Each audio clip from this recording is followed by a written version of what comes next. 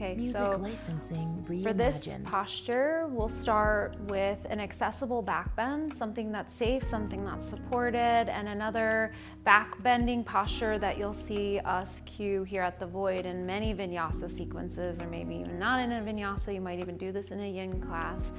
And I will walk you through first the supported or modified version of what we call a bridge. And then I'll show you a fuller expression of a bridge, what we call an active bridge. So two options for you to safely and accessibly start to get into your back body. So I'll start with my friend Charlie here on the floor. She's laying out long here, so her feet are reaching towards the front of the room.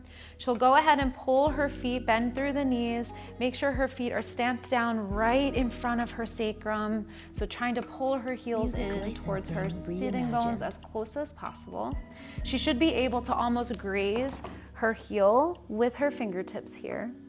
So Charlie will press through her feet, lift her hips up to the ceiling, and then choosing which position she'd like to put the block. She'll start here with the first height, placing it directly under her sacrum, making sure that it's not on her low back. So the positioning here is really important. She wants to make sure it's not too high on the low back and it's not too low close to the glutes. It's going to sit right underneath of her sacrum, so that bony knob that's right underneath of your tailbone here.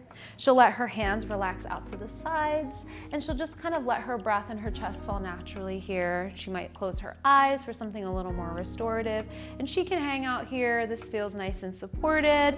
You could probably hang out in this all day. For a more active position for this pose, you'll enter into the bridge position in the same way, stamping your heels down, bringing them nice and close to your sitting bones, so grazing them with your fingertips just to gauge. And then on your inhale, lifting your hips straight up to the sky, either keeping your palms pressing into the mat here for an added lift, or taking your hands, grasping for them just underneath of your tailbone, and using this to press and lever yourself a little bit higher as you continue to press into the feet.